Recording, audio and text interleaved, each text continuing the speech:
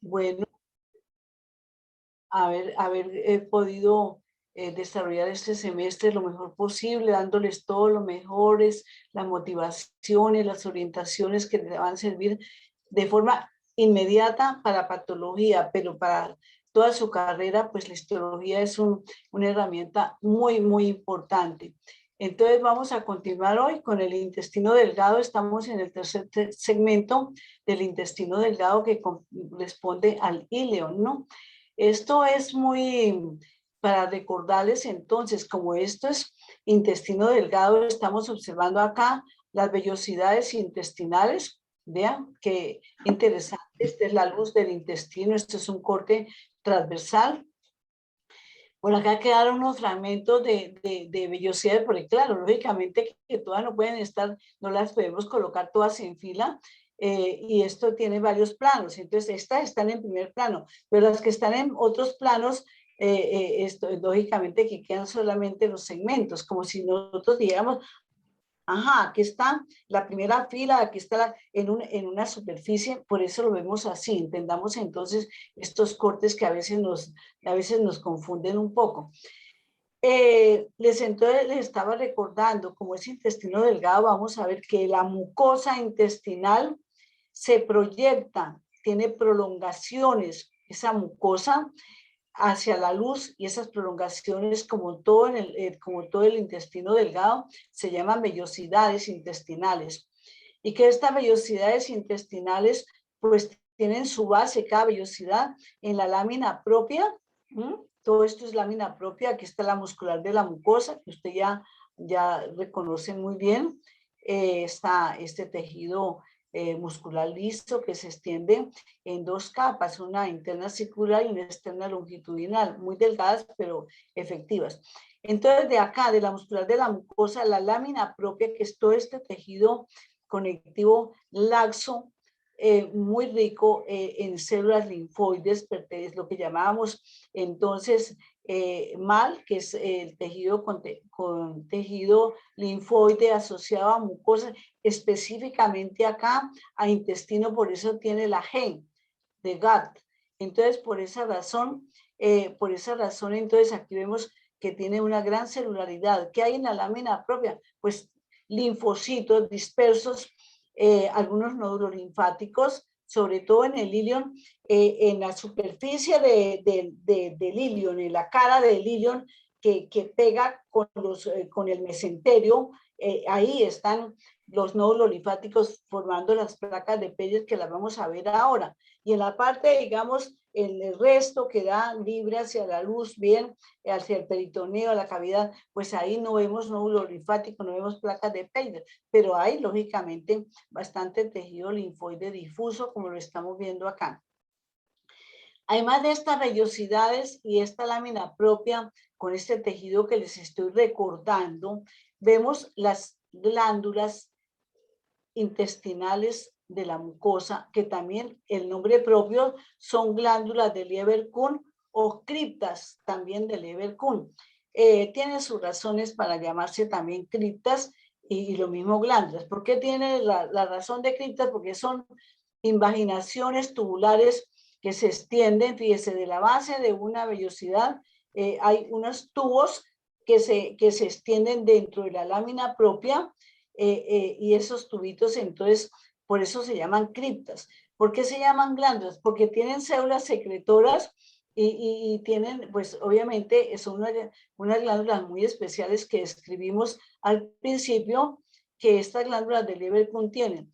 Las células de la misma superficie de las vellosidades, que son células absorbentes o enterocitos, tienen bastante en el ilion, muchas células caliciformes. Vean acá, aquí está la punta del ápice de una corta vellosidad, porque en el ilion las vellosidades también son más cortas, en la mayoría. Entonces, ¿qué más tienen estas criptas o glándulas de Lieberkühn? Tienen las células regenerativas, o sea, células madres que se extienden de la cripta, oiga, de la glándula.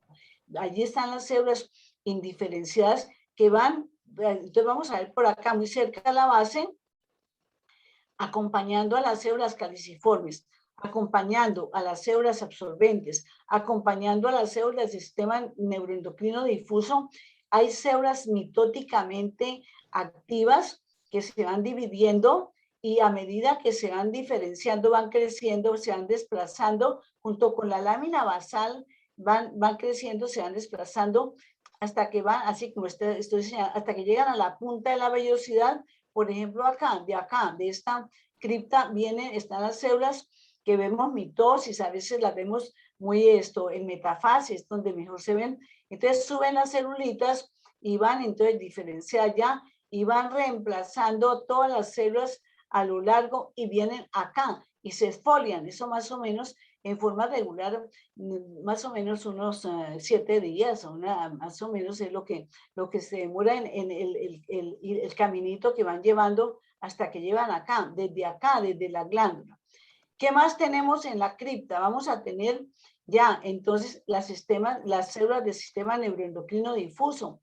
Entonces acordémonos que secretan hormonas, o sea, moléculas de señalamiento. Por ejemplo, hablando del tema correspondiente, la colecistocinina, que tiene mucha inferencia es fundamental en la secreción del páncreas, como vamos a verlo posteriormente. Secretina, tiene, bueno, otras, toda esa cantidad de moléculas de señalamiento que son importantísimas. Entonces, aquí vamos a tener gastrina, todas las células, todas las secreciones endocrinas o neuroendocrinas. Aquí entonces vamos a ver, esto es las células que vamos a tener acá. En el fondo, en la pura base, acá, vamos, y ustedes ven acá un grupito de células más rosaditas, más granulares, se ven más anaranjaditas. Ahí están las células de Paneth. Las células de Paneth que vienen desde, bueno, todo esto que estoy señalando viene desde el duodeno, yeyuno y al íleon, ¿no es cierto?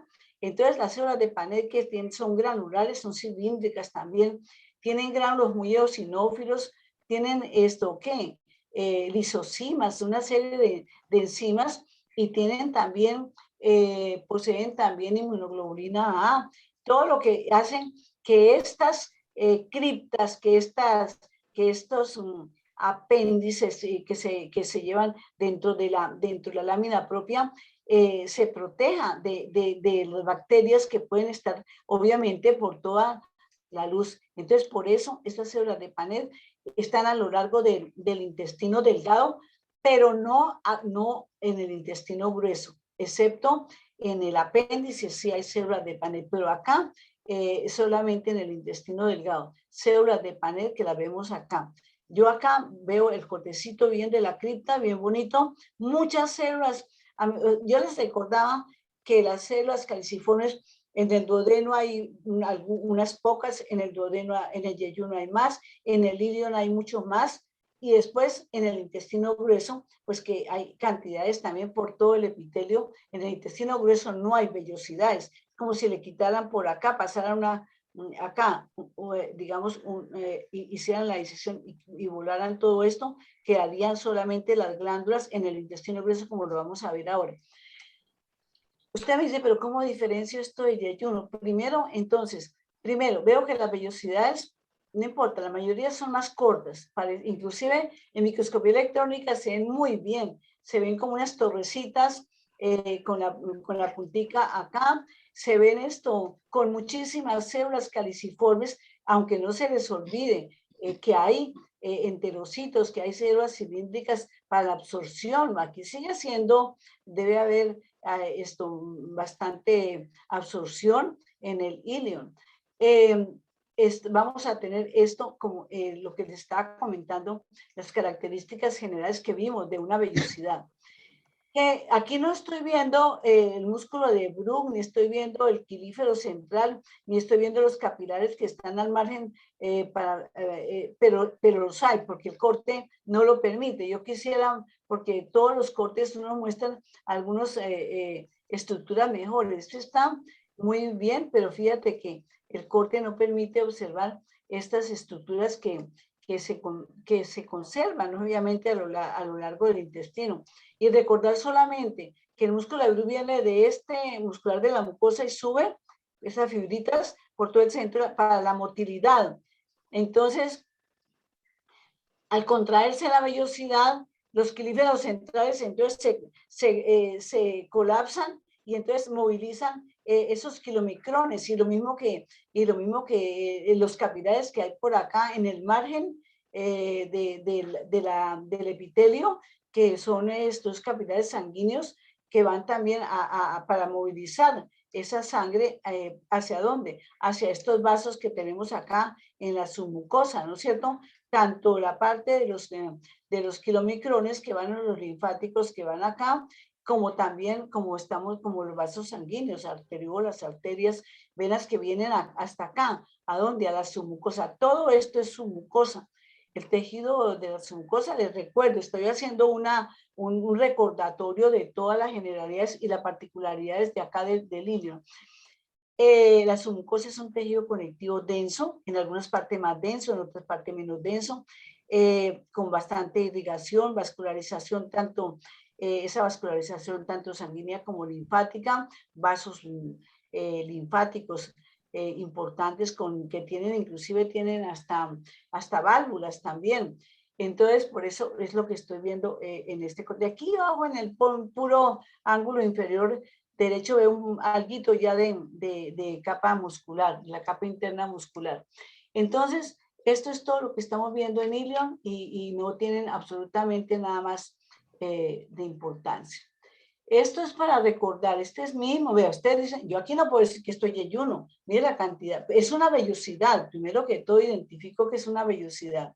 Segundo, veo que el epitelio, es decir, ya te dejo, Jaimito, un segundo.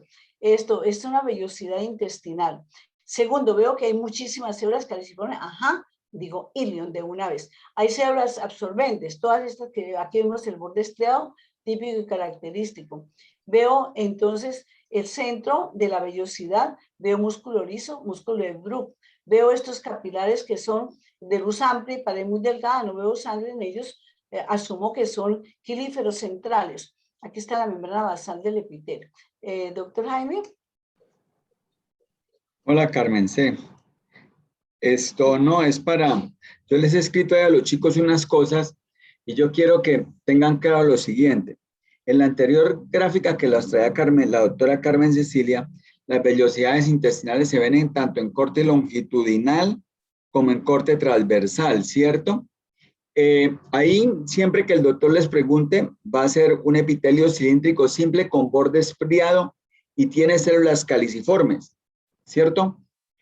Ahí, fíjense que estamos viendo esa vellosidad y ahí está la lámina propia, la estamos viendo, que es un tejido conectivo laxo muy celular, como le estaba diciendo la doctora. Ahí nosotros, pues, obviamente no estamos diciendo que ahí yo puedo jugarme a decir que hay plasmocitos, que hay eosinófilos, pero uno los puede encontrar ahí.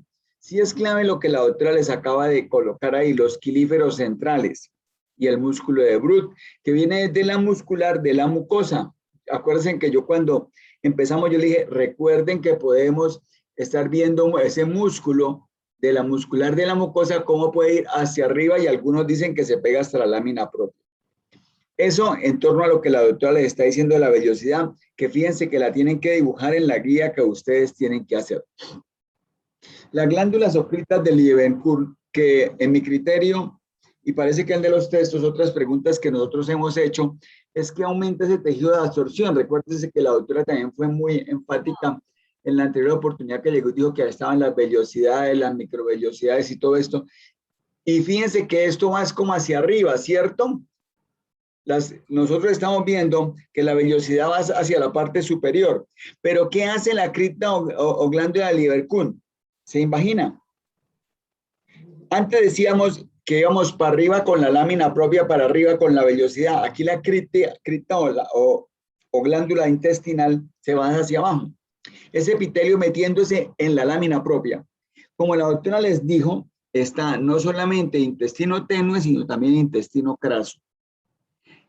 Ahí el epitelio de ella es epitelio cilíndrico simple con borde estriado, con abundantes células caliciformes, y abajo busquen lo más rojito.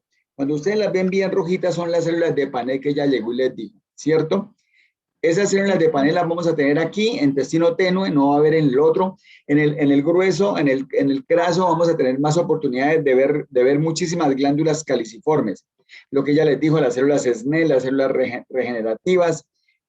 La muscular de la mucosa está en dos capas, ¿no? La recuerden Chile, la circular interna y la longitudinal externa, como en todo el intestino. Eso no pasa nada, ¿cierto? Ya vimos, aquí no hay glándulas, fíjense que aquí no hay glándulas de Brunner. Las tubulares que son compuestas en lo que dice el doctor Blanco, de secreción mucosa no hay. Recuerden también que esto no los estamos viendo aquí, pero para que no lo olviden, lo que son las válvulas de Kerkring. Las válvulas de Kerkring que vienen de la submucosa, que llegan y se meten. O sea, yo les decía, vamos hacia arriba. ¿Con qué vamos hacia arriba? Con la vellosidad. ¿Con qué vamos hacia arriba?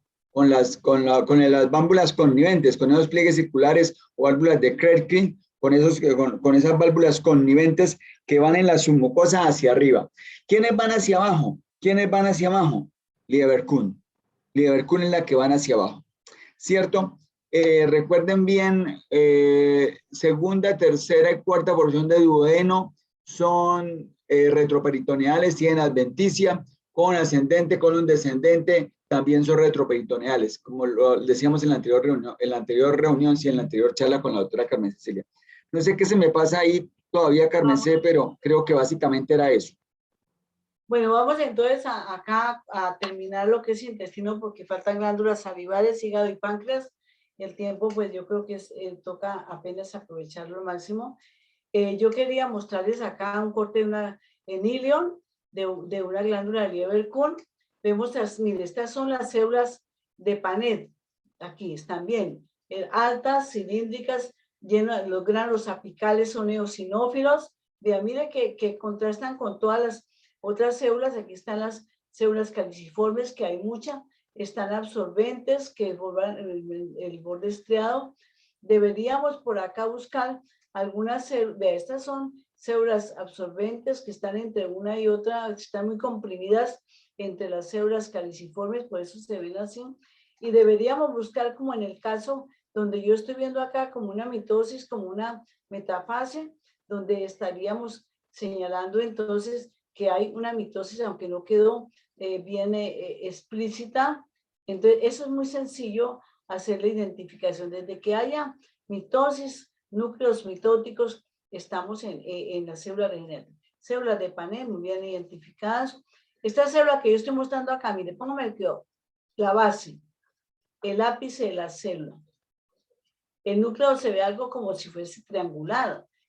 Aquí la parte basal de la célula, pues donde están los organelos, básicamente esta, y que termina acá, como esta es una célula SNEL, es una célula del sistema neuroendocrino difuso. Fíjense que es muy diferente a esta, muy diferente a las células absorbentes, entonces por eso, y muy diferente a las células de Panet. Entonces, células del sistema neuroendocrino difuso típica como esta.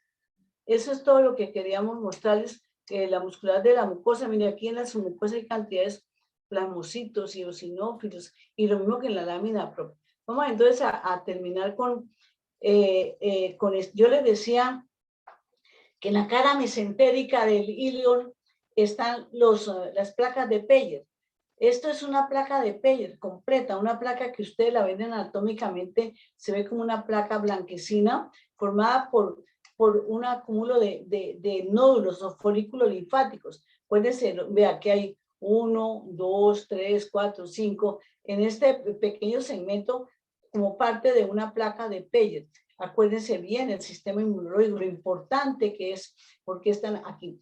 Una cosa que tal vez nosotros no hemos tal vez dado énfasis, y que lo voy a hacer ahora cuando revisamos las células del epitelio entérico, no hablamos de las células M, las células que tienen micropliegues, donde hay muchos nódulos linfáticos o folículos linfáticos. Por ejemplo, vamos a verlo en el intestino grueso. El epitelio que está en contacto, más cerca, más próximo, o en contacto o cerca o próximo con estos nódulos linfáticos, ahí el epitelio no es cilíndrico, no es, las células son algo aplanadas, son las células que tienen micropliegues, por eso llaman M, y son células presentadoras de antígenos. ¿Qué quiere decir? La célula encuentra por aquí una bacteria, la fagocita, no la digiere, no la fragmenta en epítopos, sino que la fagocita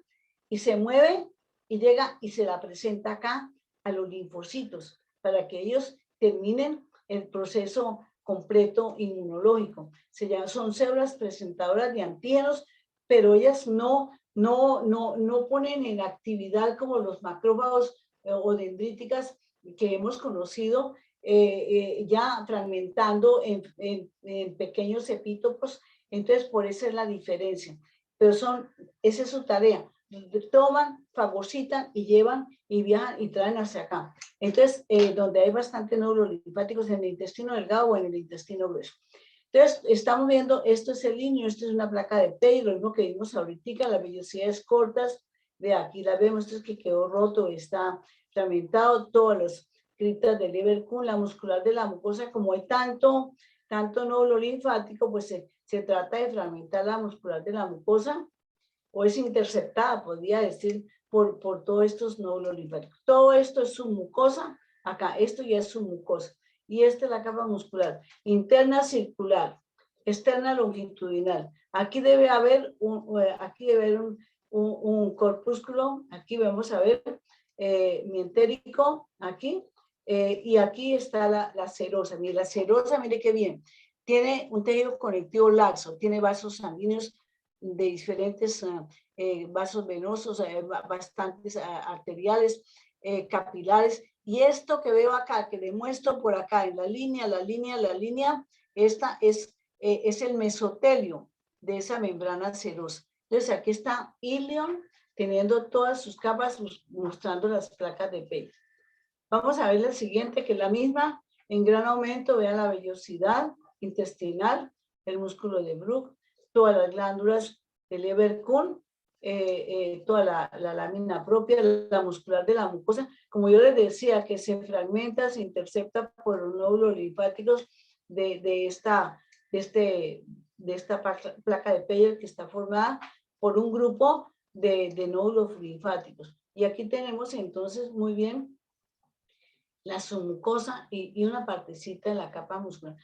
Espérenme un momentico, voy a pasar aquí es que estaba mostrando por acá, yo tenía, acá. Este es lo mismo, estamos viendo la submucosa, vean. Entonces, aquí está la submucosa.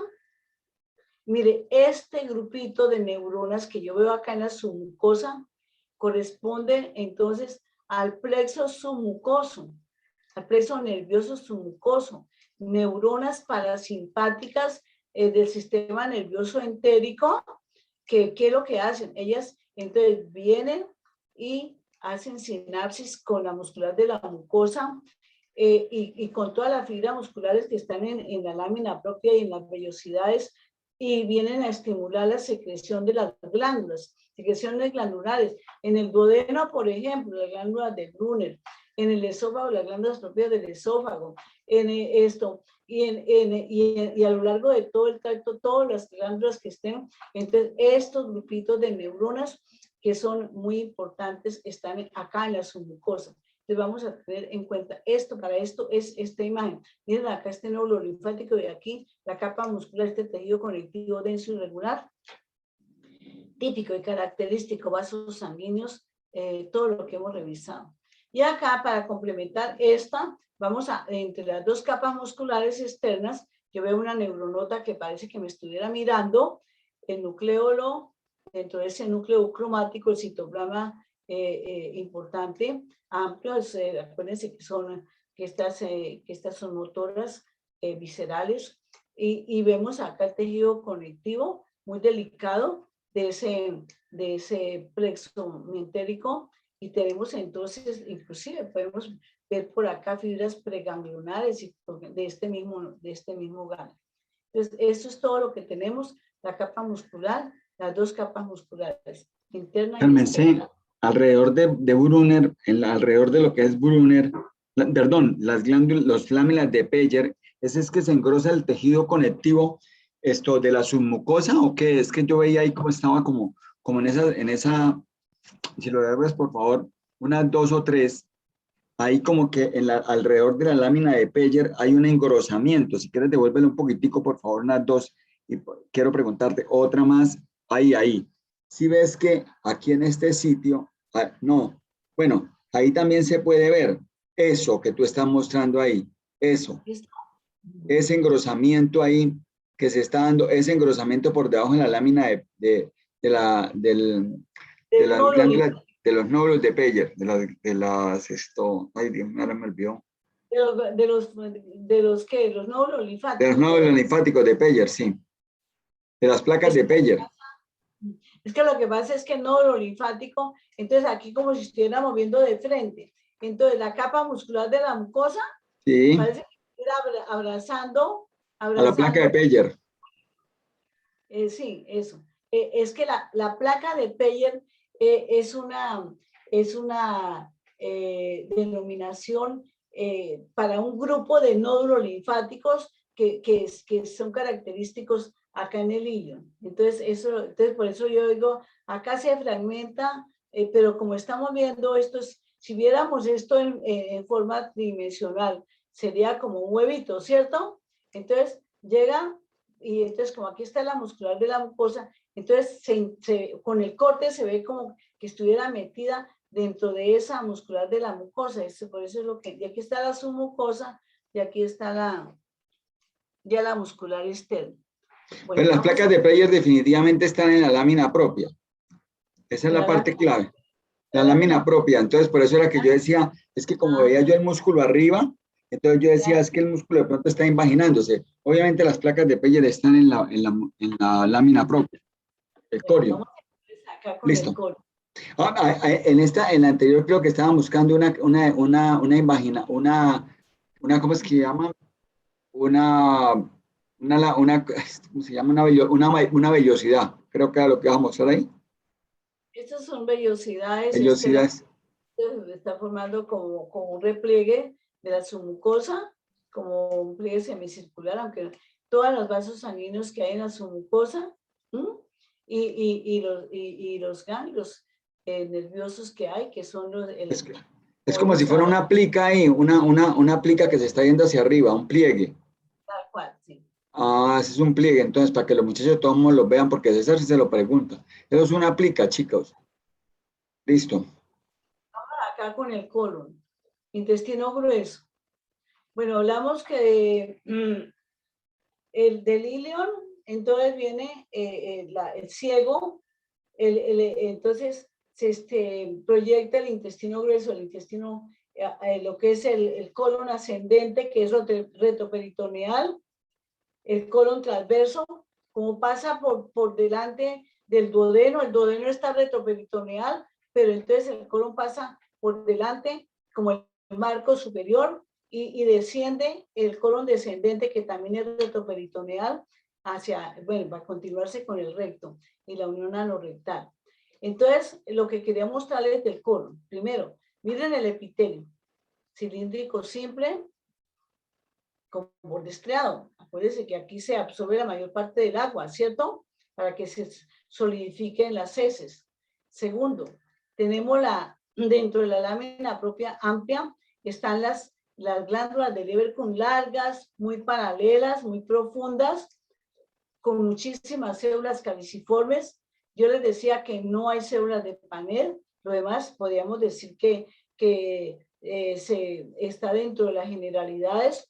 Hay bastante tejido linfoide, lógicamente, bastante linfocitos en la lámina propia. Vean que son largas y paralelas, aquí lo vemos muy bien, con muchísimas células caliciformes. Entonces yo lo que les contaba en la anterior es que cuando los nódulos linfáticos o el tejido que hay en la lámina propia o en la submucosa tocan acá, por ejemplo, o tocan un epitelio, entonces las células que se encuentran son las células M, las células de micropliegues, que son las células presentadoras de antígenos. Eso es lo que...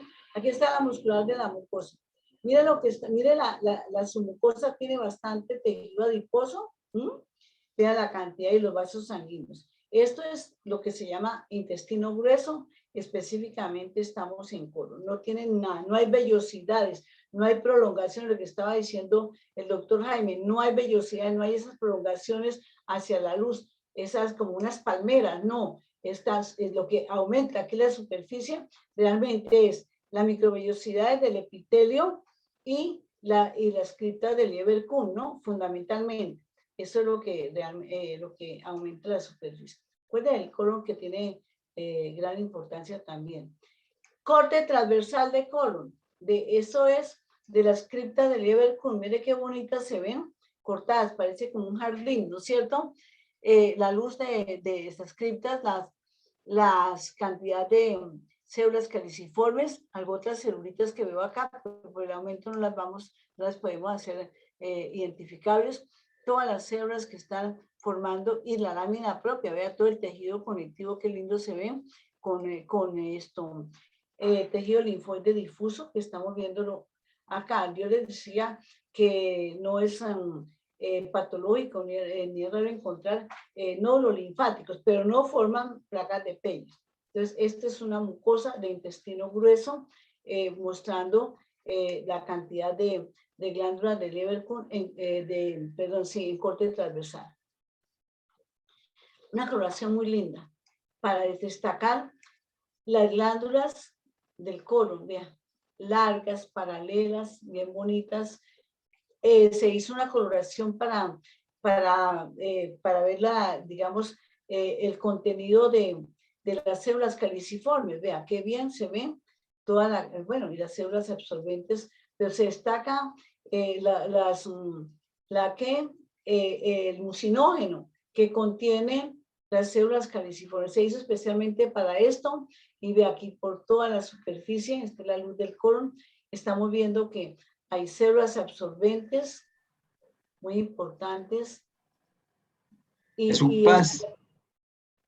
Tiene fuchinaldehída, es una coloración especial, pero no propiamente paz en el sentido de que la fuchinaldehída esto está coloreando mucinógeno, ¿no? O sea, glucoproteínas, que es lo que realmente bueno, y aquí está la muscular de la mucosa. Ese es un nódulo linfático, vean. El nódulo linfático está dentro de la lámina propia y se extiende a la submucosa, lo mismo que acá lo estamos viendo bien. Esto es submucosa.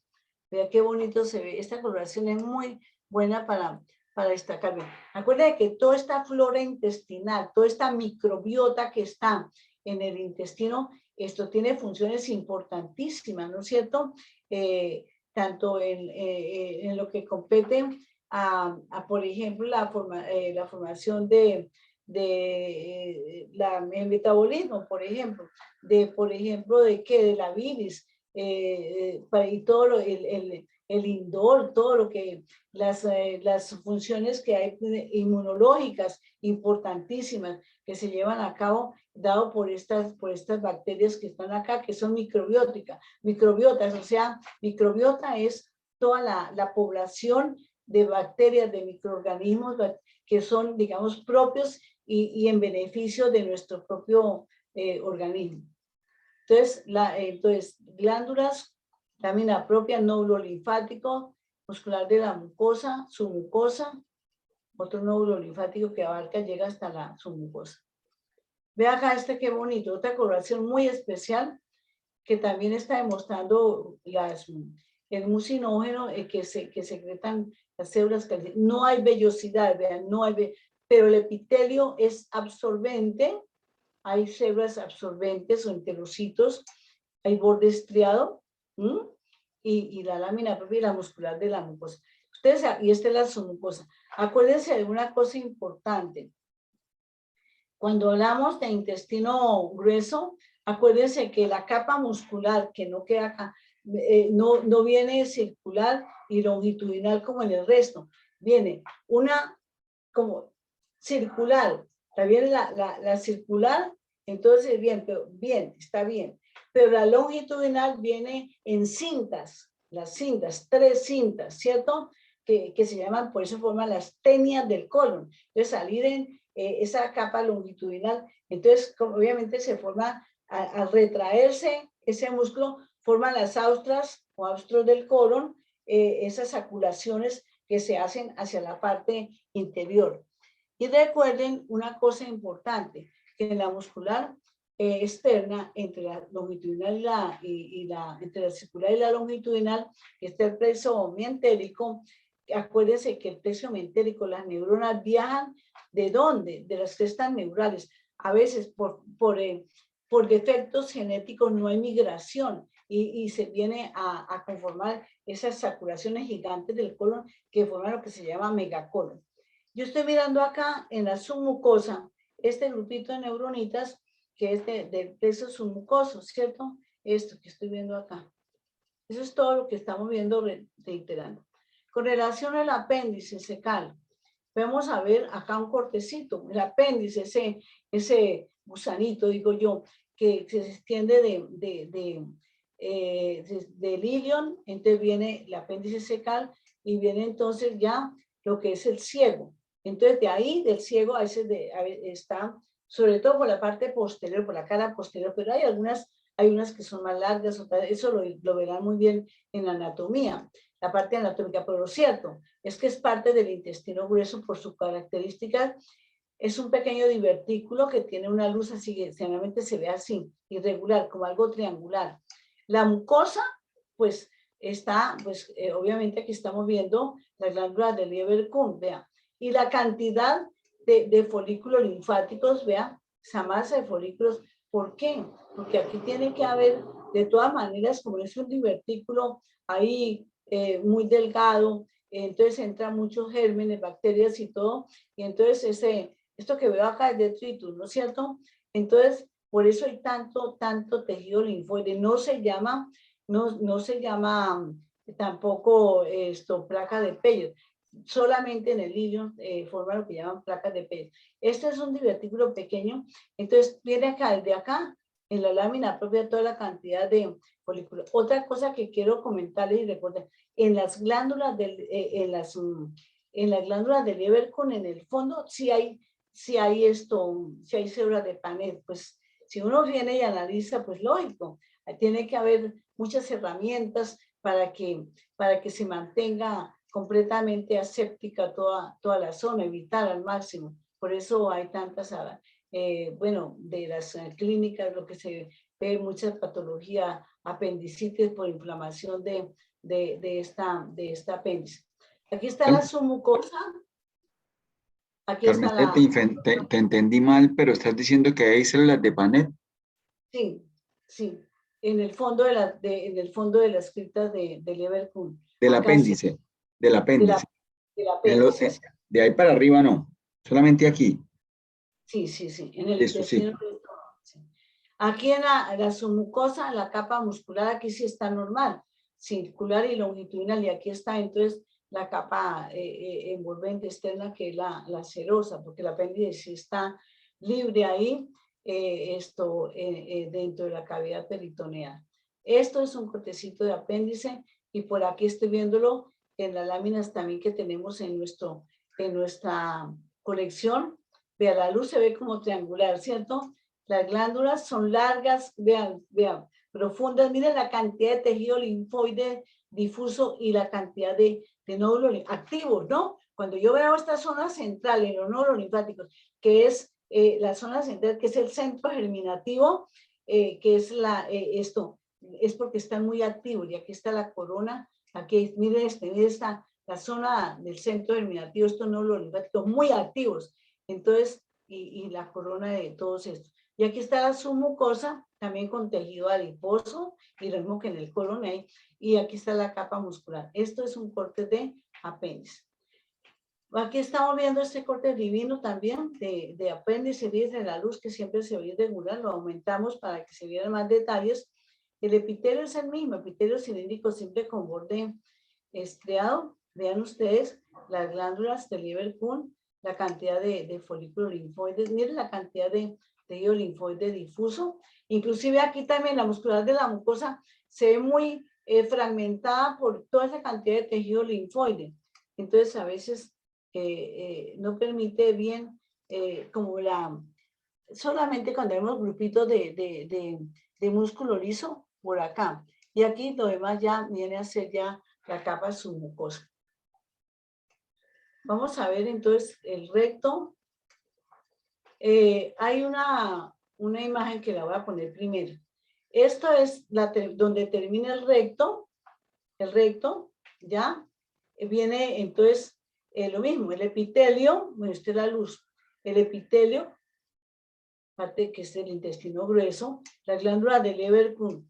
La muscular de la mucosa termina acá, donde termina el recto. Entonces, y vamos a tener acá, esto está ya la submucosa. En la submucosa del recto hay bastantes vasos, sobre todo venosos, inclusive cuando se inflaman son parte de las venas hemorroidales, ¿cierto? Que se llaman internas. Y acá viene, acuérdense que hay una zona corta que va así circular, que viene a ser, va a estar formada la superficie, la mucosa, el epitelio, un epitelio cúbico simple, pero es muy, sería como un anillo acá, y después viene ya este epitelio cilíndrico, estratificado plano, no queratinizado, que es de ya donde empieza propiamente la válvula anal, ¿no es cierto? Entonces este sería el seno anorrectal, y acá la válvula anal, donde empieza ya el epitelio ya del conducto anal. Esto sería, aquí no hay glándulas, no hay qué, no hay muscular de la mucosa, como le estoy señalando. Hay bastante vasos sanguíneos, sobre todo venosos, y los nervios y todo lo que vamos a ver. ¿Qué pasa entonces con la capa muscular? Vamos a mirar a ver si tenemos otra. Aquí ya tenemos, mira, aquí tenemos cómo termina el recto hasta acá. Viene entonces una zonita esto, que es lo que yo les decía. Entonces, donde hay un epitelio cúbico que es muy corto, este es el seno anal, esta es la válvula de Morgagni o válvula anal. Vean acá, esto es la lámina propia, aquí ya no hay muscular de la mucosa, no hay glándulas en la lámina propia. Las venas hemorroidales no quedaron, pero se ven unos vasos, sobre todo unos vasos venosos bastante grandes, que son los que se hacen tan dolorosos cuando están las hemorroides, que son muy frecuentes. Y aquí está la capa muscular interna, la circular, esta de músculo liso, va a formar el esfínter interno anal, el esfínter interno, esta capita. Y la muscular externa, que viene longitudinal, va entonces a continuarse como músculo estriado esquelético y va a formar acá, estamos viendo que el músculo estriado esquelético va a formar el esfínter externo. Ahora, esta ya la hemos visto, venitas hemorroidales. Esta, mira, aquí se amplió, esta la amplié, ¿para qué? Para que vean acá, donde está el seno anal, el recto, el epitelio ya, de la unión anorrectal, de la válvula, de la lámina propia. Esta es una vena hemorroidal, por aquí quedó parte y la fibra muscular es lisa ya, de que vienen a formar entonces ya lo que continúa, digamos, acuérdense que es una zona muy inervada, para que ustedes cuando vean de pronto en patología se van a tener con mucha frecuencia a observar estos cortes, vean la gran cantidad de haces, de fibras nerviosas que van a observar. Vamos a ver, ahora empezamos con las glándulas. Vamos entonces a darle como tenemos, de acuerdo con esto, vamos a tener como para cada uno, vamos a ver hígado, páncreas y glándulas salivales. Te voy a entrar a revisar, que revisemos la estructura del hígado, ¿no? La parte anatómica, la han revisado en la anatomía. Nosotros vamos a centrarnos en la parte histológica. Cuando nosotros hacemos un corte de un lóbulo hepático, tenemos que recordar que los lóbulos del hígado se unen en una, por la base, se unen en el ilio, en el ilio es por donde entra la arteria hepática, la vena porta, por donde salen los conductos biliares ya hepáticos primero y van al conducto colédoco, van a la vesícula, al conducto colédoco y al intestino. Cístico, se une con el cístico. Con el cístico, sí, perdón, sí. Entonces vamos a tener en cuenta qué vemos en un corte. En un corte vamos a histológico, con menor aumento. Vamos a ver la estructura microscópica. ¿Cómo vamos a recordar ello? Cuando hacemos un corte como este no es un hígado humano, y les voy a explicar por qué, pero nos muestra mucho la organización estructural del hígado en lobulillos.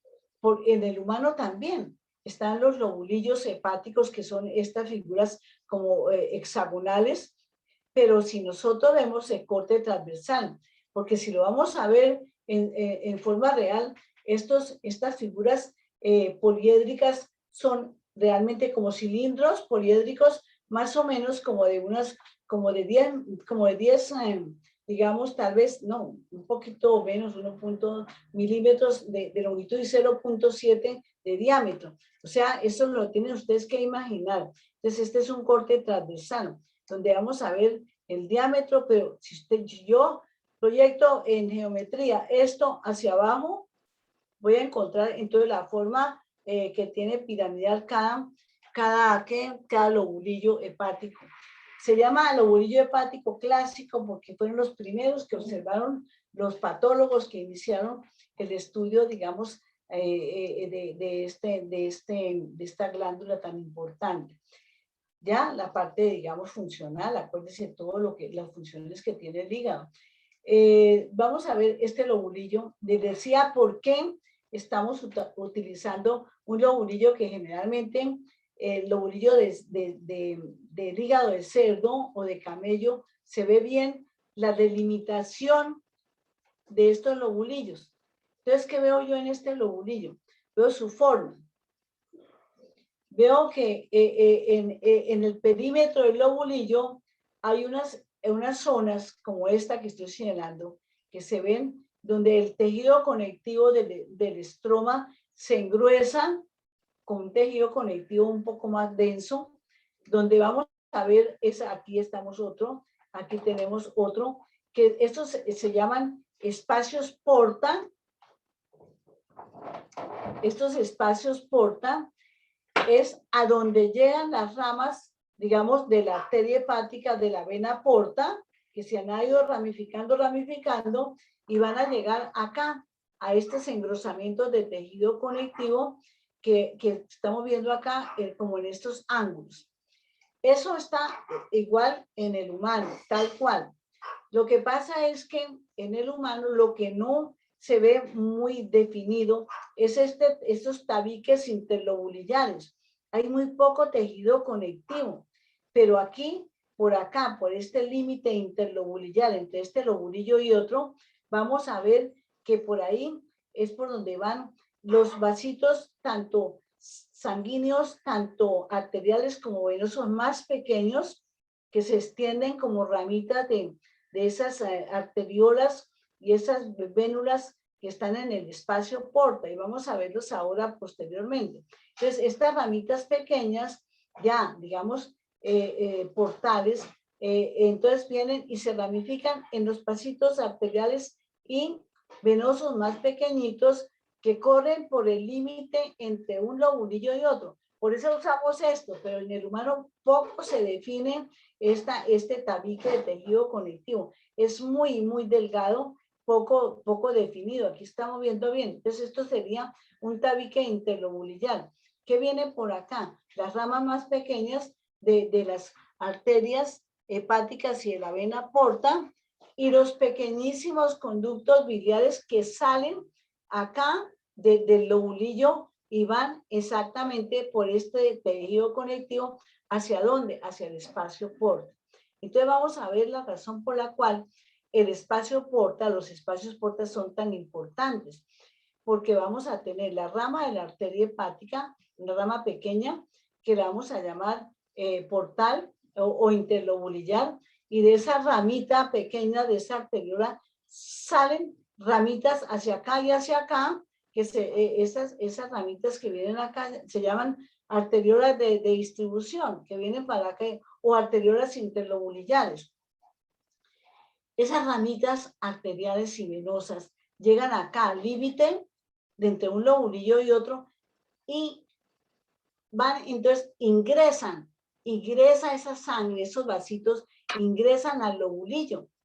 Entonces viene la sangre venosa y arterial, ingresa al lobulillo, y yo veo acá, el lobulillo está formado por, vean, cantidades de cordones de hepatocitos, que realmente son membranas, ¿no es cierto?, de hepatocitos que van de afuera hacia el centro del lobulillo. Entre cada una de estas membranas de hepatocitos, entonces están los sinusoides hepáticos. Los sinusoides, la sangre que llega acá por esas arteriolitas que ingresan, se llaman de ingreso, de entrada. Entonces ahí la sangre arterial y venosa entra a los capilares sinusoidales, a los sinusoides hepáticos, y ahí se mezcla la sangre arterial y la sangre venosa. Entonces quiere decir que la sangre que corre por los sinusoides, desde acá, vean, un sinusoide lo estoy señalando acá, viene así, va acá, y la sangre llega a la vena central del lobulillo. Entonces eso es lo importante para nosotros, encontrar que esta vena tiene sangre arterial y sangre venosa. ¿A dónde van todas estas venas? Pues se van reuniendo las de los lobulillos en las venas que se llaman sublobulillares, ¿sí? Y después van entonces, ¿a dónde? Van entonces a otras vasos venosos ya más grandes, ¿sí? Y de ahí a las venas suprahepáticas derecha e izquierda. Entonces, por eso es importante tener en cuenta por qué la irrigación es fundamental. Nosotros nos paramos acá en el espacio porta de este lobulillo, un espacio porta 2, 3, 4, 5, más o menos 6, para que lo tengamos en cuenta lo importante. ¿Qué hay dentro del lobulillo? Están todas las láminas de hepatocitos, ¿ah? Cada lámina de hepatocitos viene estar bañada por un sinusoide, tanto de lado y lado. Entonces, y toda esa sangre viene acá. Entonces, ¿qué pasa? Los hepatocitos que están por acá, por todo el margen,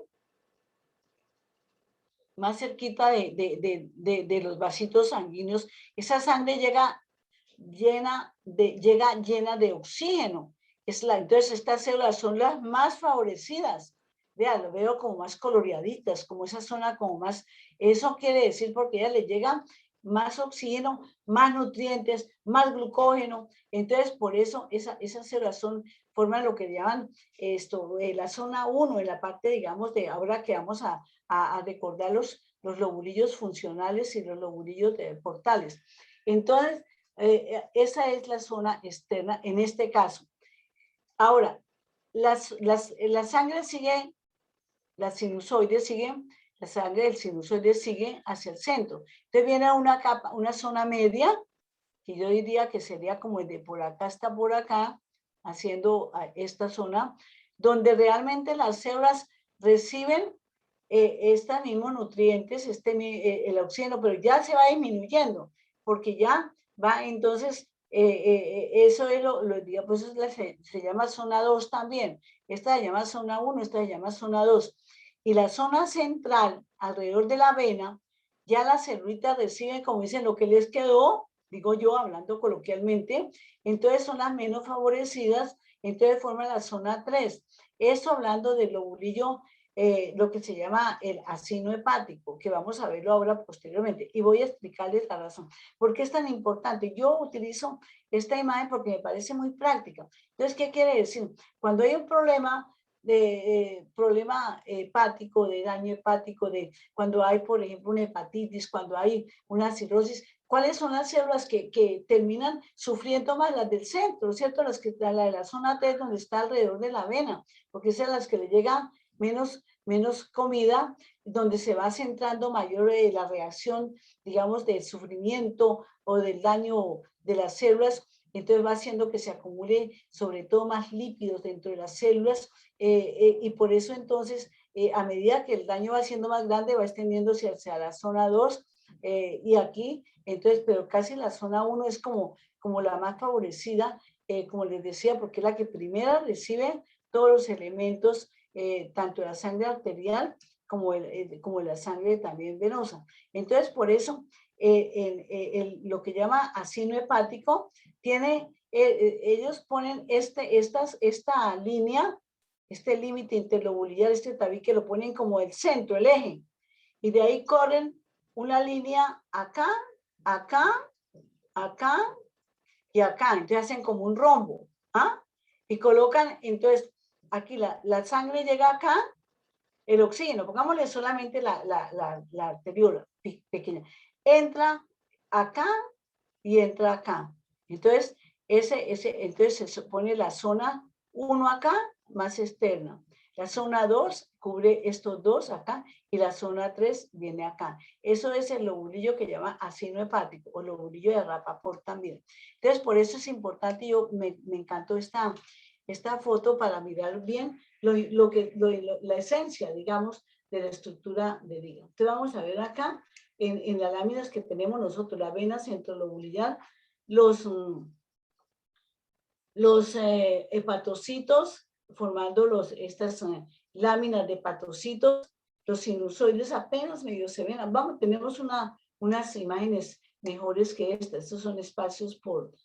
Aquí vemos muy bien la vena centrolobular en una imagen muy grande. Vean los hepatocitos, qué lindos, se ven así, todos.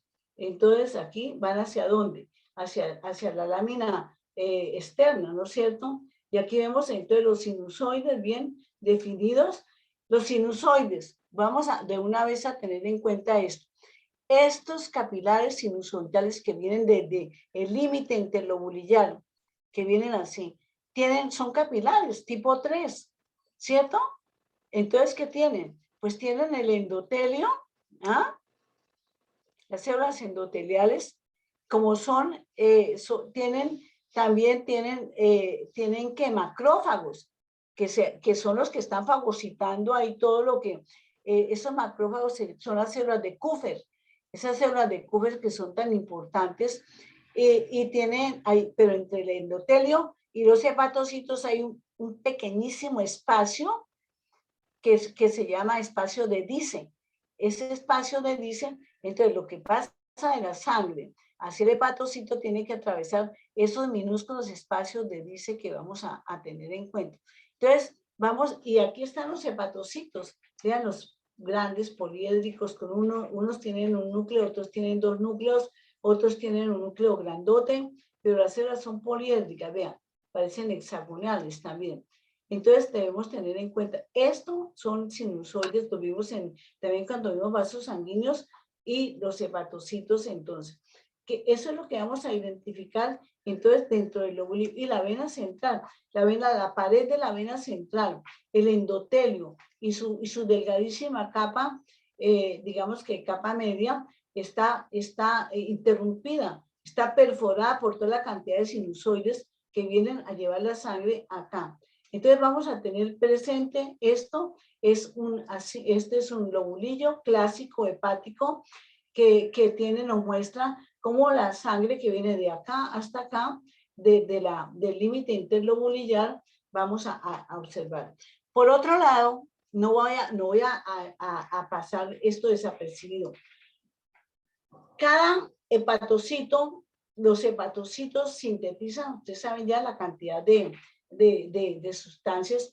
Entre eso vamos a tener cómo dentro del hepatocito se inicia la formación, digamos, de la bilis, ¿cierto? Vamos a tener los ácidos biliares, vamos a tener todos los componentes entonces, ¿qué pasa?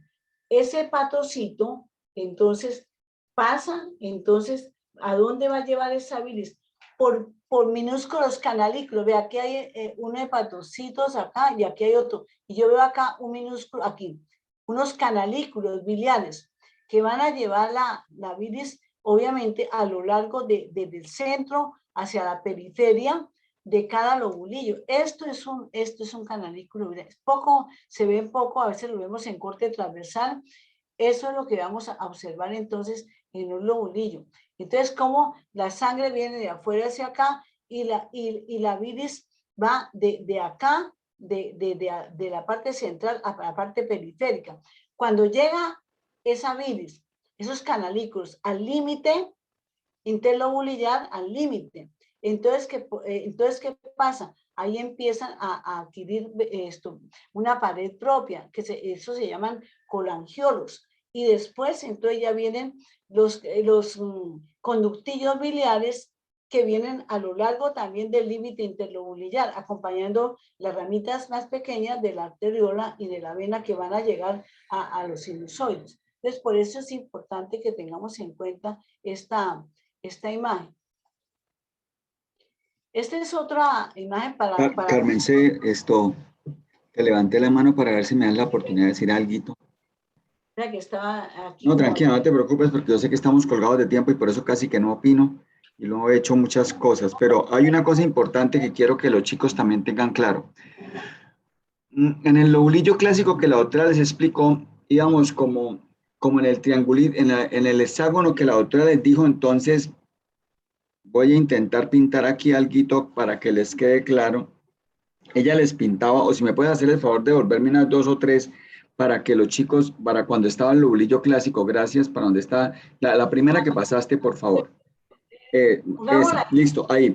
Entonces, la doctora Legui les explicó muy claramente que por aquí van los vasos sanguíneos, ¿cierto? Entonces ella también les delimitó unas zonas que Legui dijo zona 1, zona 2 y zona 3. Listo.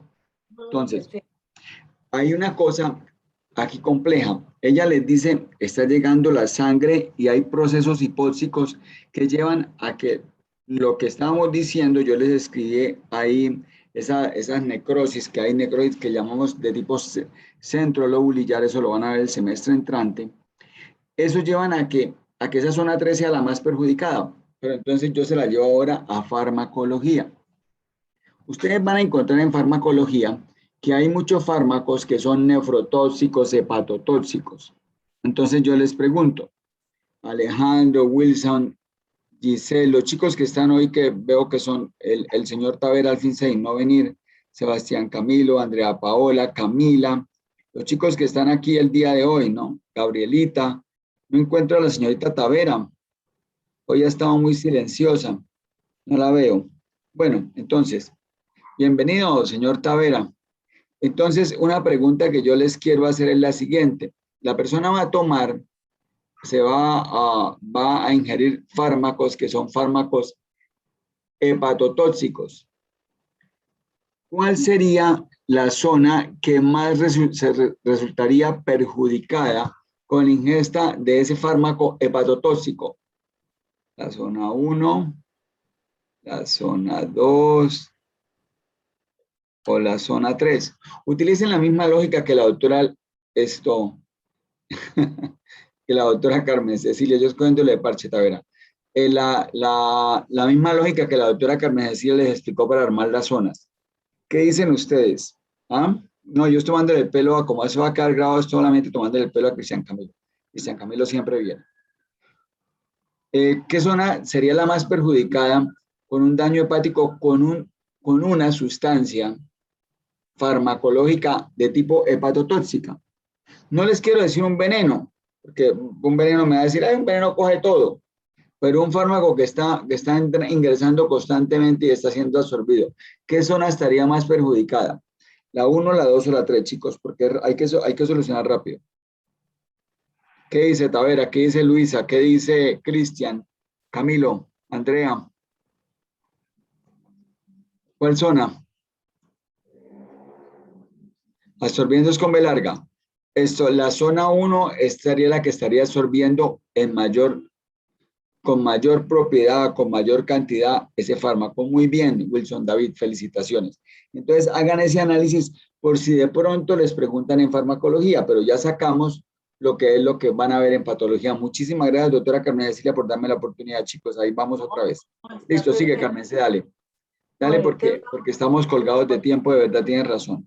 estaba contándoles entonces cómo la bilis, que los hepatocitos empiezan y la van llevando por los canalículos que están, canalículos no tienen pared propia, la pared de los canalículos son los mismos hepatocitos.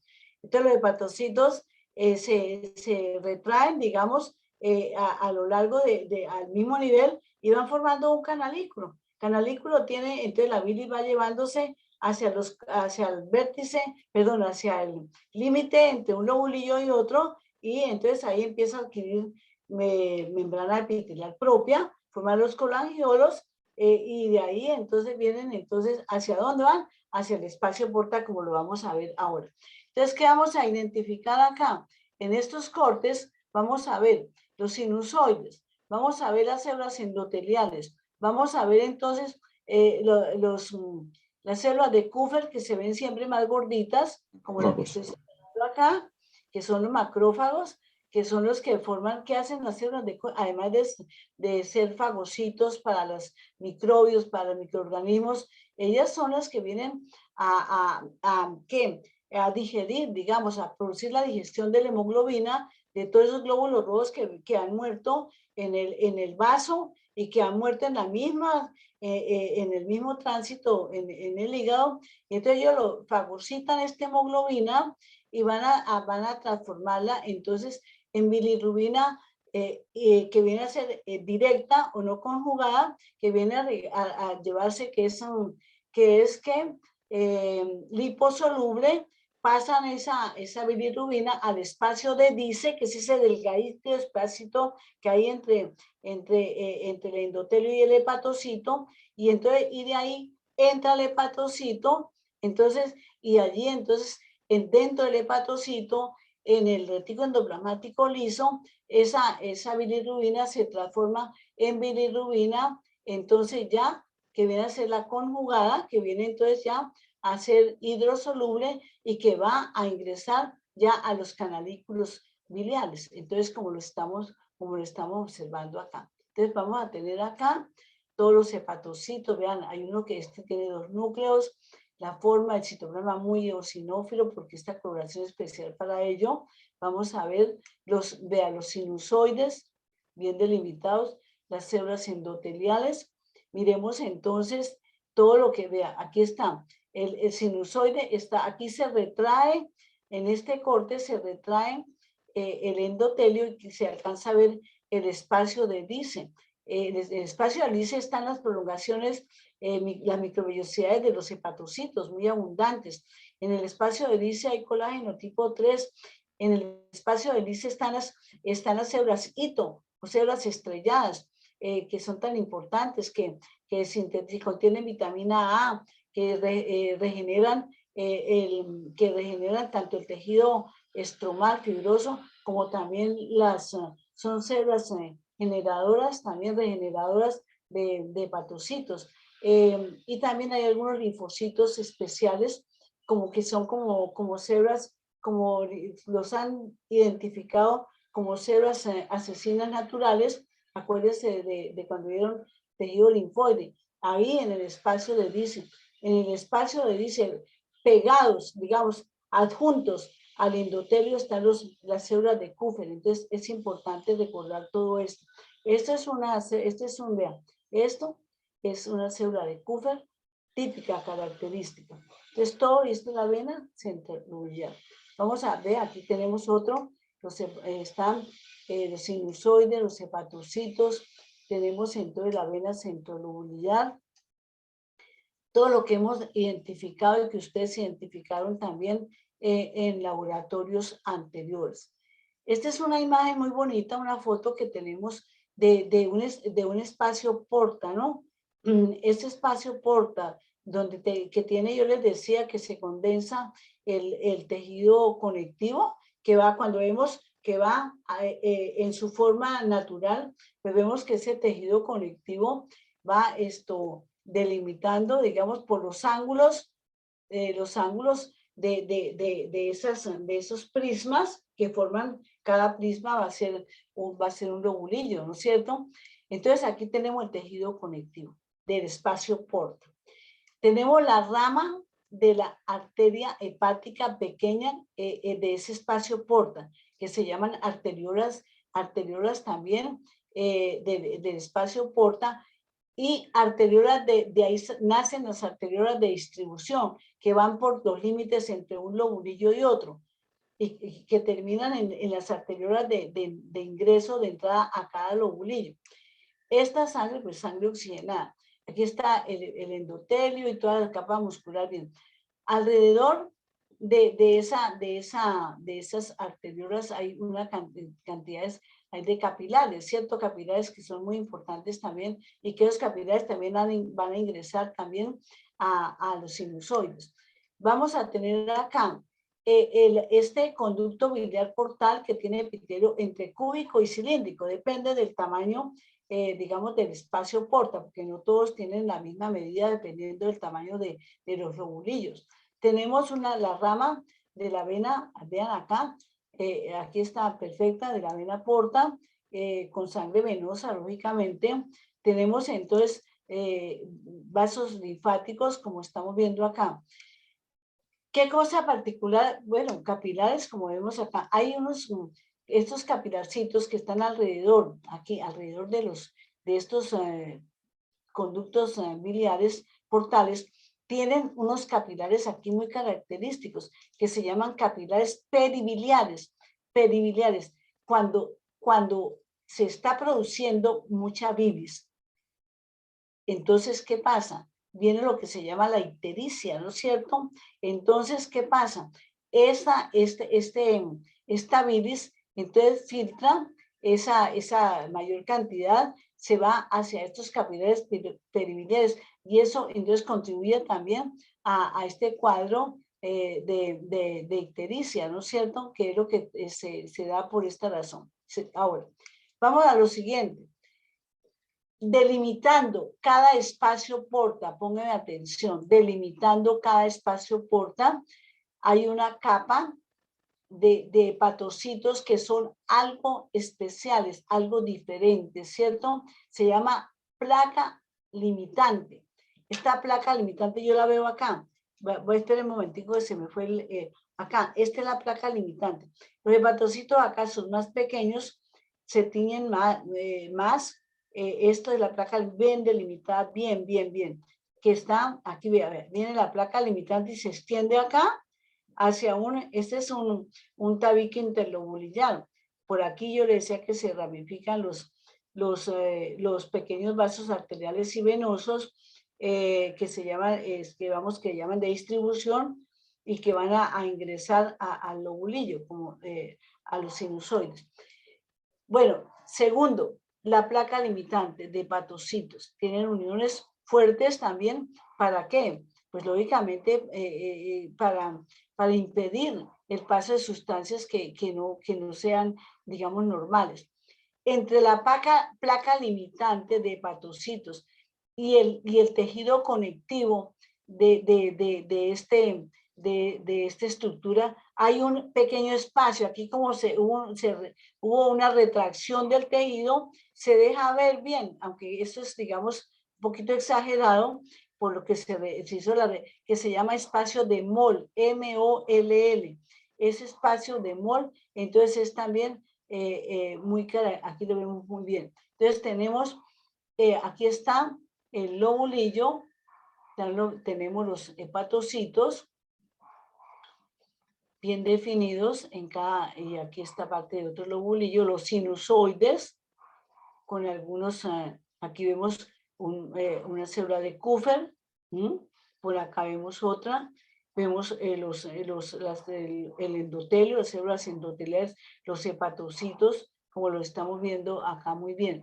Entonces vamos a tener en cuenta este corte, que lo vamos a ver en muchos, en espacios portas muy pequeñitos, grandes, etcétera, etcétera, y depende del tamaño del espacio porta del epitelio, también de estos conductos biliares portales, va a ser más grande y más pequeño. A este conducto biliar le llegan los conductillos biliares, que se llaman también de Hering. Los conductillos biliares llegan acá, son chiquiticos, tienen yo pensaría, asimilaría este como un conductillo biliar, este epitelio que es cúbico, póngame cuidado, que tiene unas células también que se llaman células globosas, que son regenerativas y regeneran, son células de regeneración. Y estas células epiteliales, entonces este epitelio cúbico, hay que tener en cuenta eso, las células globosas que son regenerativas, como digamos, como algo particular. Entonces, ¿qué más tenemos acá? Estas celulitas están también estimuladas por una hormona, por ejemplo, la secretina, estimula la secreción de que el líquido también se sume a ese componente se sume también algo de bicarbonato, estimulado también por esta misma hormona. Entonces tenemos este espacio porta que me pareció bellísimo, la vena con su endotelio, su delgada capa media y la arteriola y otra arteriolita más pequeñita que viene ramificándose. Aquí tenemos otro espacio porta. La vena siempre es así grande, vean, con bastante sangre. La arteriola es pequeña.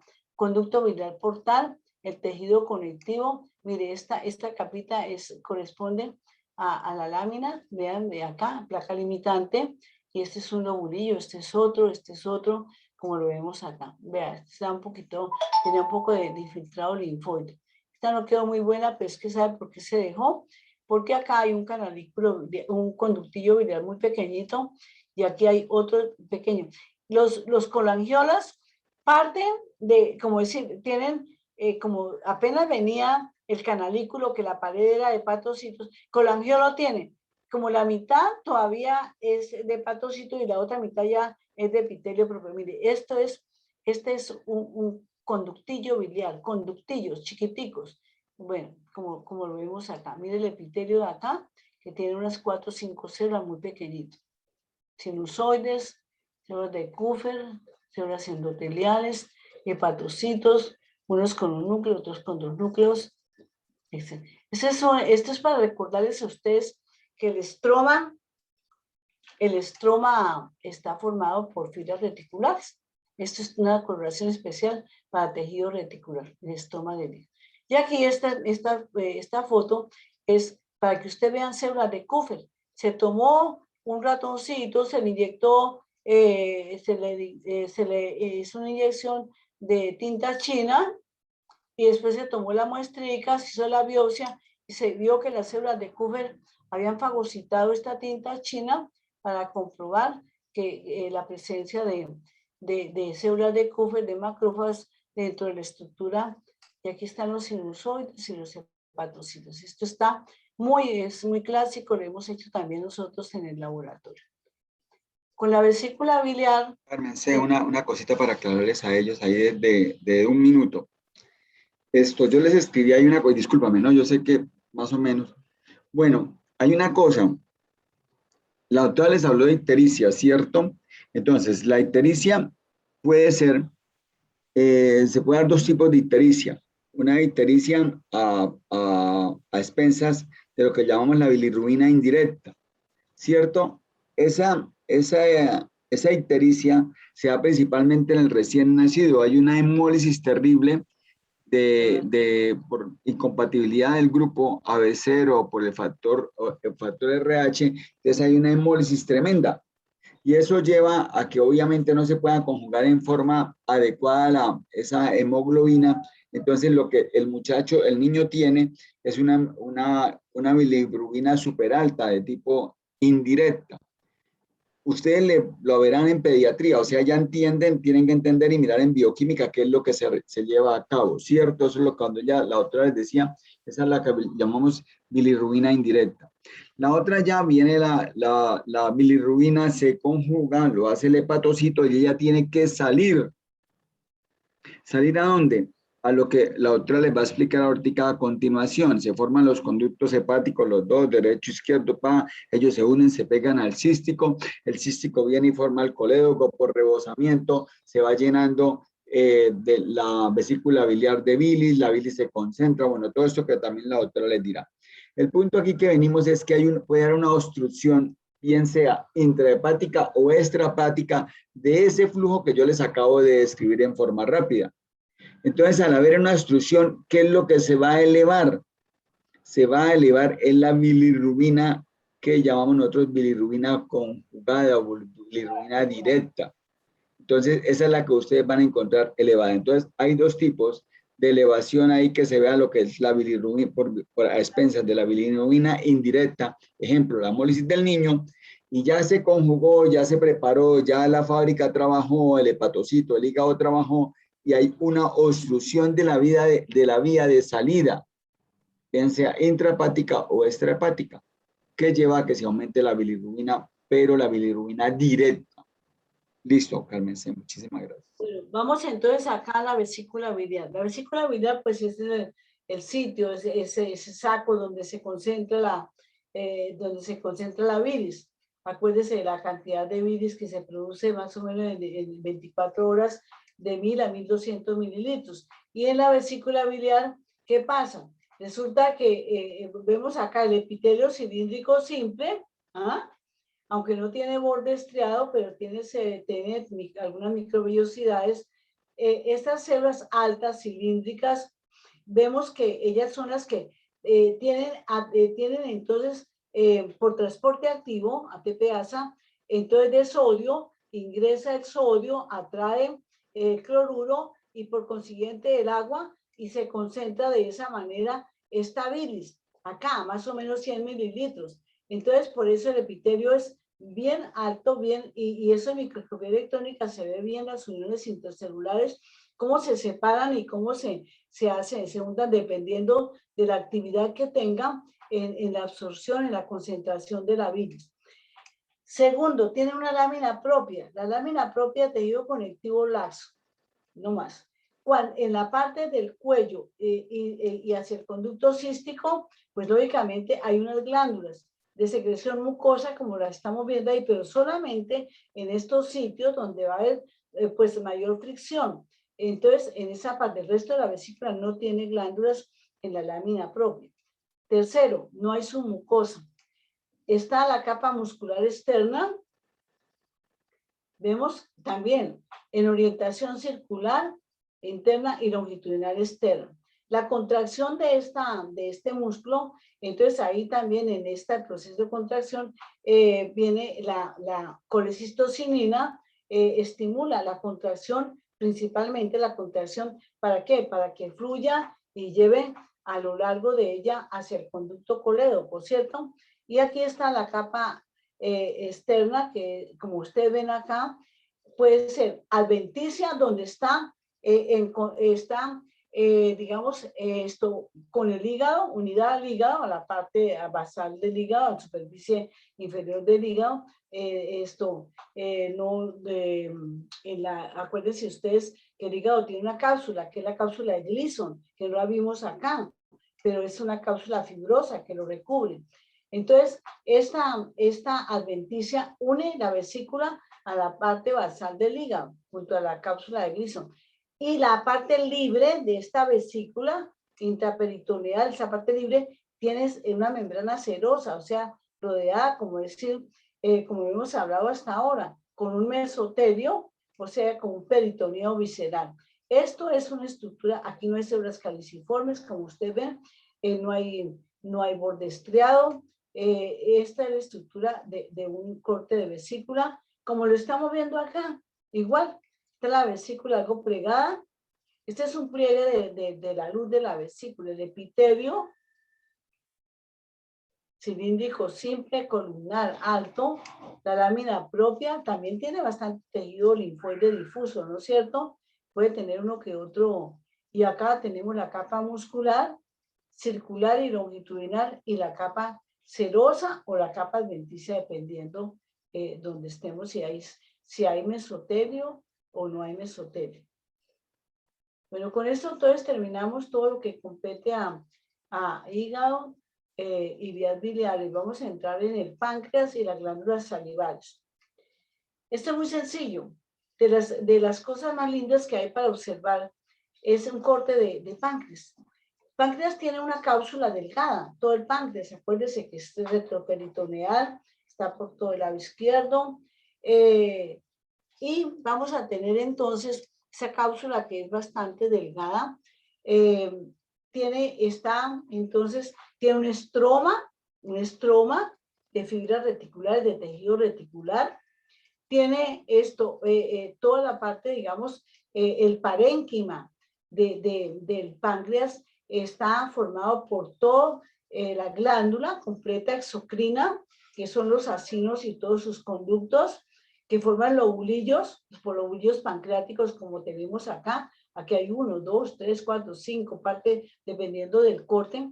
Pero dentro de los lobulillos, además de estar la parte exocrina, o sea, glandular, la que secreta las enzimas y las proenzimas, entonces esas proteínas enzimáticas, entonces que las va a sintetizar los acinos pancreáticos, como lo vemos acá. Entonces vamos a tener en ese contexto, vamos a tener en un lobulillo, vemos toda la cantidad de acinos pancreáticos y vemos que son de secreción serosa, porque son proteínas, por eso se ven así, típica glándula serosa exocrina. Segundo, pero dentro del lobulillo están estas estructuras redonditas, ovoides, que son los islotes pancreáticos, o islotes llamados de Langerhans. Los islotes pancreáticos representan la parte endocrina. Entonces ahí están secretando todas las hormonas que secretan. Entonces estamos viendo diferentes células. Las células alfa secretan el glucagón, la beta secretan la insulina, la C que no secreta, no tienen secreción, son claritas citoplasma, la D y la D1, la D secretan entonces vamos a tener diferentes hormonas, las PP o F, el péptido intestinal vasoactivo, también gastrina, célula G. Entonces vamos a tener en cuenta todas estas parte endocrina, estas hormonas secretadas por esta. Aquí no vamos a diferenciar cuáles son las células porque no tenemos las condiciones ni las técnicas citoquímicas ni de microscopía electrónica para hacer la diferenciación. No les voy a dar los datos más detallados, pero es importantísimo. Ustedes revisen en sus textos, tengan la curiosidad. Es muy interesante la parte citoquímica y la microscopía electrónica para diferenciar una célula beta de una célula alfa. Yo la puedo hacer con microscopía electrónica o una delta, sobre todo esas tres. Bueno, y la célula C porque no tienen granos. Entonces vamos a tener en cuenta, estos son los acinos, los islotes pancreáticos, igual hormonas, igual sistema endocrino.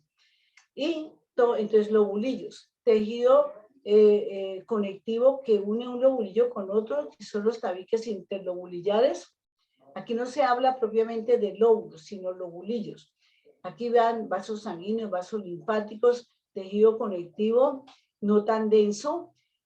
Algunos pueden encontrar algunos ganglios nerviosos parasimpáticos. Hay que tener en cuenta esto. Podemos encontrar también dentro de la estructura. Esto es lo que vamos a ver de páncreas. Aquí está, entonces, un islote pancreático, diferentes células o núcleos. Hay también ubicación de mayor posición externa, los acidófilos, de un poquito más central, las células que llamamos basófilas, que son las de la insulina o beta, pero no es para usted, ni hay una cápsula tampoco tan definida, pero sí hay un tejido que delimita, muy fino, que delimita el islote de todos los acinos pancreáticos. Acinos pancreáticos que tienen una característica típica y es importante identificarlo. ¿Qué tienen? Las células, ustedes ven que son prismáticas. Aquí está la membrana basal, voy a tomar este acino, el núcleo redondo, el citoplasma subnuclear, como vemos acá, es más basófilo. Aquí se concentra el retículo endoplasmático rugoso, que va hacia las partes laterales. Hacia la parte apical, que no quedó muy bien acá, está el aparato de Golgi y todos los gránulos acidófilos de todas las proenzimas y enzimas que vienen entonces hacia dónde, hacia la luz. Pero acá, la luz del acino tiene una cosa particular, estas celulitas de núcleo clarito, que son las células centroacinales. Aquí veo el núcleo. Estas células centroacinales están representando el inicio, son las células, el inicio de los conductos intercalares, esos tubitos delgaditos que nacen en el centro del acino, que tiene un epitelio cúbico, casi bajo, que son el diámetro es muy pequeñito, que van entonces a lo largo entonces en sentido longitudinal, pero aquí estamos viendo células centroacinales. Es lo importante recordar qué son las células centroacinales, que son el inicio de los conductos intercalares. Entonces, ¿qué es lo que yo veo acá? Estas células más claras son las células centroacinales. Esta, mire qué belleza de cómo se ven las células acinales. Acuérdense, tengan presente que aquí estas células, la secreción de estas células, estas proenzimas y enzimas, están reguladas, están estimuladas por la colecistocinina, ¿cierto? Y entonces principalmente, y vamos a tener entonces esto, y en cambio las células de los conductos intercalares están estimuladas por la secretina. ¿Qué quiere decir? Que acá la secreción se hace más fluida a lo largo de los conductos por estimulación de la secretina. Y aquí las células se hacen más secretoras de proenzima y enzima estimuladas principalmente por la colecistocinina, ¿cierto? Entonces, y aquí tenemos la célula centroacinal. Bueno, eso es todo lo que tenemos acá en este cortecito. No veo conductos intercalares propiamente, ni otros tipos de conductos. Entonces aquí tenemos la acetilcolina, también es importantísima como estimulante tanto de ¿qué? De acá, de Secreción gástrica, secreción, todas las secreciones es ella. Tanto de las enzimas como la proenzima como la secretina, las dos, ¿oyeron? Tengan cuidado en eso. Estamos hablando, acá estamos ubicados dentro del páncreas. Entonces las dos, tanto la colecistocinina, exactamente, como le estoy comentando, como la acetilcolina, son dos estimulantes para secretar enzimas y proenzimas y también estimulación para la secreción ¿de qué? De ese líquido fluido en bicarbonato. ¿A lo largo de qué? A lo largo del conducto, de los conducticos intercalares. Los conductos intercalares se reúnen en pequeños conductos de mayor número de células con epitelio cúbico que se llaman intralobulillares.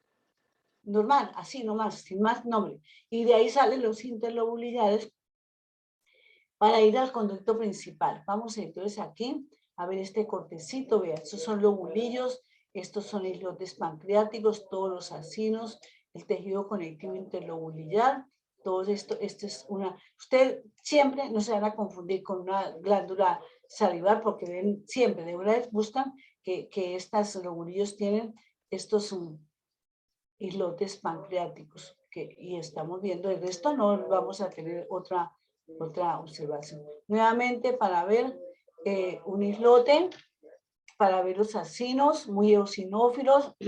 Si yo si no me he alimentado en 24 horas, pues los acinos las células acinales están llenas de gránulos de proenzima de estas proteínas, por eso se ven bien eosinófilos. Pero si yo termino mi alimentación en este momento y me tomo una muestra, pues están degranuladas las células, obviamente, como ve, aquí está un conducto interlobulillar, es lo que estoy observando acá. Esto es lo que tenemos entonces en esta visualización. Vamos a pasar acá. Este es el conducto pancreático principal. A él llegan los conductos interlobulares. Miren el epitelio cilíndrico simple. Tienen la capa de tejido conectivo fibroso con algunas fibritas musculares lisas para estimular la contracción.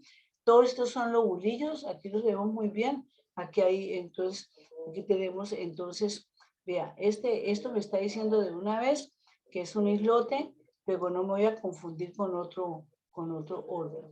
Y acá, aunque nos quedó un poquito la imagen difusa, para que vean bien los acinos, busquen siempre estas células centroacinales, tengan presente que esto que está aquí chiquitico, con un epitelio cúbico simple, vean, corte transversal, es un conducto intercalar, muy pequeñito, por eso se dejó, a veces se ven en corte longitudinal, se ven así igual de... Bueno, esto, digamos, es como lo importante para identificar todo lo que compete a la estructura del páncreas.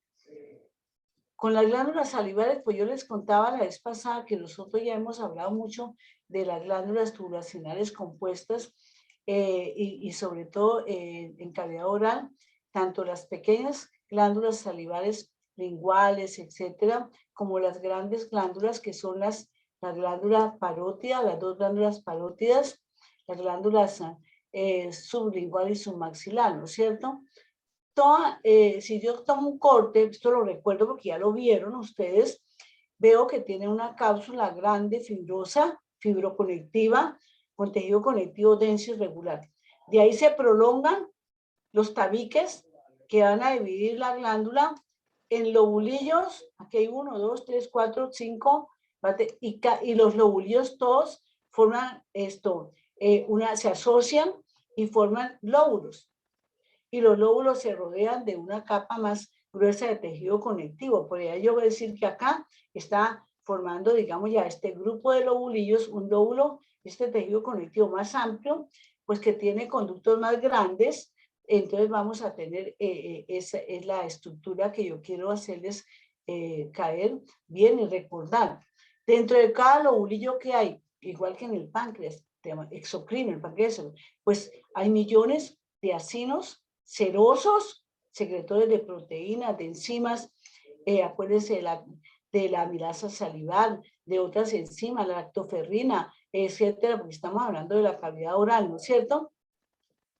Vamos a tener los acinos, los conductos intralobularios estriados como este que estoy señalando acá, como este que estoy, los intercalares chiquiticos que salen de cada acino, como el que vimos ahorita en el páncreas, chiquitico, de epitelio cúbico simple, que no lo veo en este aumento. Aquí alcanzo a ver los estriados, pero lo importante es recordar esta estructura muy...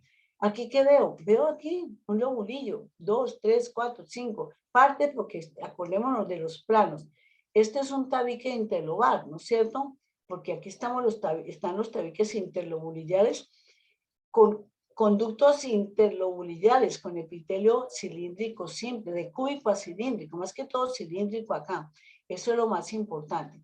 Pues le coloquemos lo cilíndrico, siempre arteriolas, vasos venosos, también puede haber algunos ganglios nerviosos parasimpáticos. Entonces esto es lo que estoy viendo, no tiene ninguna dificultad, nada, solamente repasar y ver este tipo de estructuración.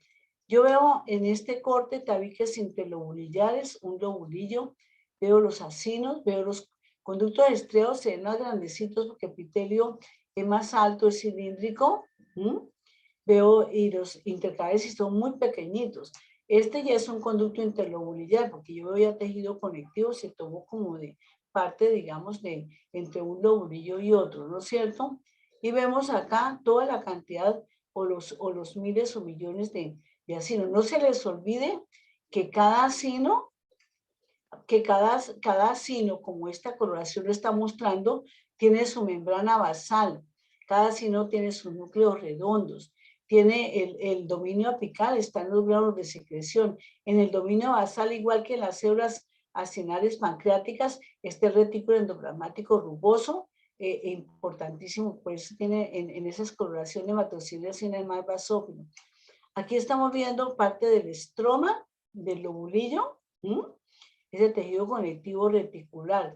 Estoy viendo acá, estos conductos intralobulares son los estriados. Miren ustedes el epitelio cilíndrico simple, que bien se ve.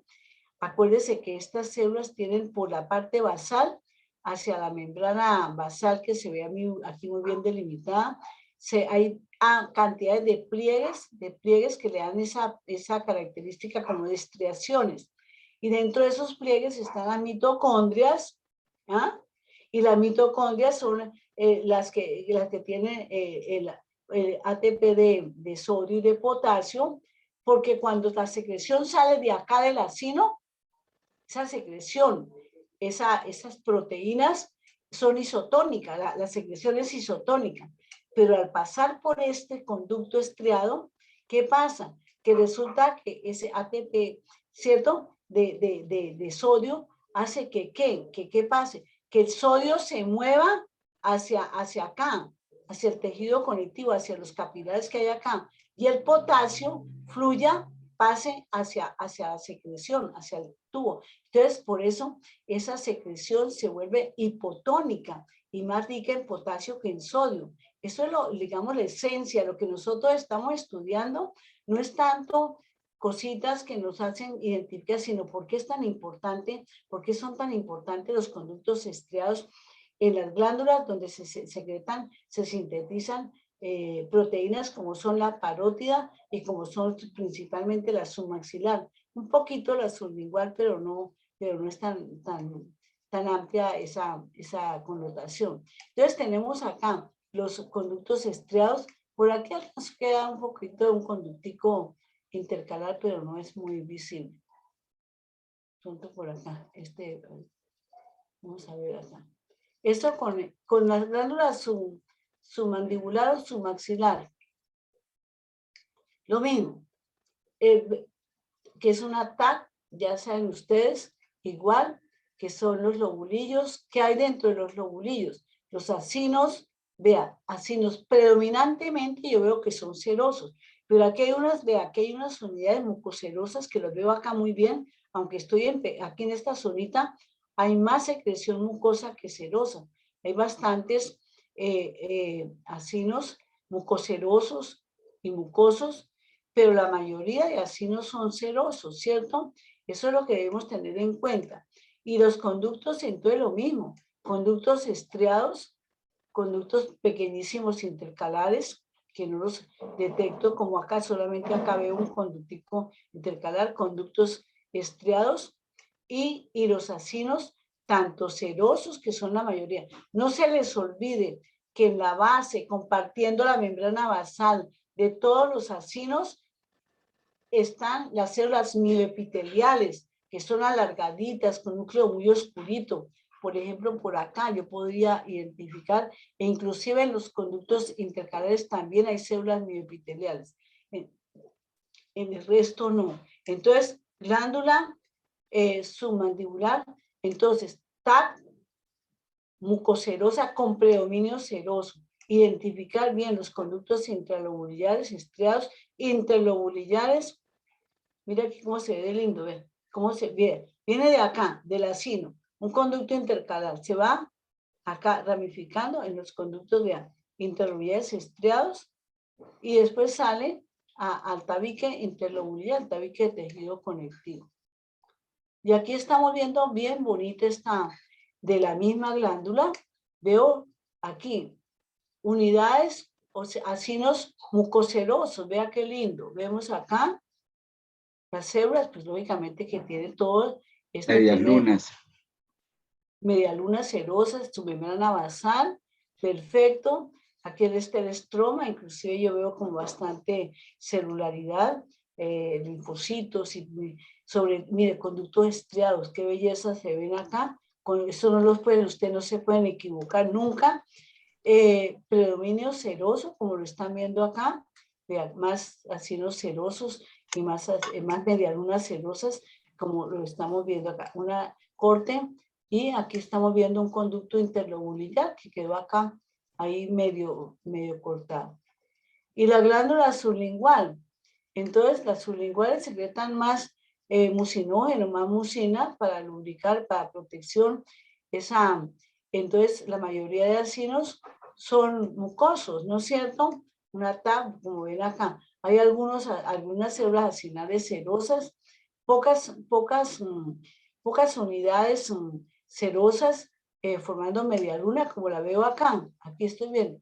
Inclusive algunos histólogos ponen en duda esta connotación, pero lo estamos viendo acá y no podemos negar que sí es una glándula mixta con predominio mucoso, muy poca secreción serosa, muy pocas proteínas, digamos, muy pocas enzimas. Entonces, por eso hay pocos conductos estriados, pero los conductos son pequeños de esta glándula y la mayor cantidad de secreción salivar la producen estas glándulas, las glándulas que salivares sublinguales. Bueno, yo creo que con esto vamos a despedirnos. Esperamos pues que todo, que les vaya muy bien, que pronto podamos vernos personalmente, nos podamos saludar, nos podamos dar un abracito y ahí estamos, seguimos estando a sus órdenes. Doctor Bueno, Jaime. no, Carmen, ya todos se han ido despidiendo ahí en el chat. Que hasta luego, profes, que gracias por todo, que hasta luego, profe, voy para la U, al anfiteatro. Entonces han estado despidiéndose ahí, yo les estoy diciendo chao, chao, chao. Hay una cosa, chinos, de todos modos, antes de cerrar, como la doctora pues se despide, yo también me despido de ustedes. Ojalá que esta parte del componente, no solamente de anatomía macroscópica, sino de microscópica, les sirva a ustedes para su vida. Sepan muy bien tener las situaciones, esas relaciones que la doctora les ha dicho, y lo que les ha enseñado el profe Ballesteros y los muchachos allá, el profesor Vladimir, ahora el profesor Hernando Yesid, el anfiteatro, lo que les ha dicho César en el semestre anterior y en este semestre. Sepan ustedes que todo eso tiene que llevar a una exploración funcional del paciente. Y esa exploración funcional del paciente van a tener que pegar esa anatomía macro y microscópica con una función de pronto deteriorada en el paciente que lleva una patología. Todo eso ustedes lo van a saber, pero de lo que más tienen que tener importante para sus vidas, chinos, es que ustedes traten bien al paciente, que sean personas honestas y que traten con sumo cuidado a esa persona. Lo importante es tener cuidado para con ese paciente, porque pónganse siempre en el lugar del otro, como yo les enseñaba el año pasado en el taller. Entonces, no, Nicole, ni más faltaba, gracias a ustedes también por aguantarnos, el Señor me los bendiga, el Señor los proteja y estamos aquí para, como dice la doctora Carmen Cecilia, pues ya despidiéndonos y dándoles las gracias por todo y que ojalá que nos podamos ver, como ella también lo dice, dentro de poco. Ojalá, pues los he visto yo en vivo y en directo, pero que ya podamos ir a la facu y nos podamos al menos reír. El Señor los bendiga, no sé, Carmen, sé, pues tú ya te has despedido, pero chao chicos, el Señor los proteja. Un abrazo para todos. Un abrazo, Bueno, chao chicos, nos vemos, el Señor los bendiga. Muchas gracias por todo. Saludos a los que no pudieron venir. Chao, chao.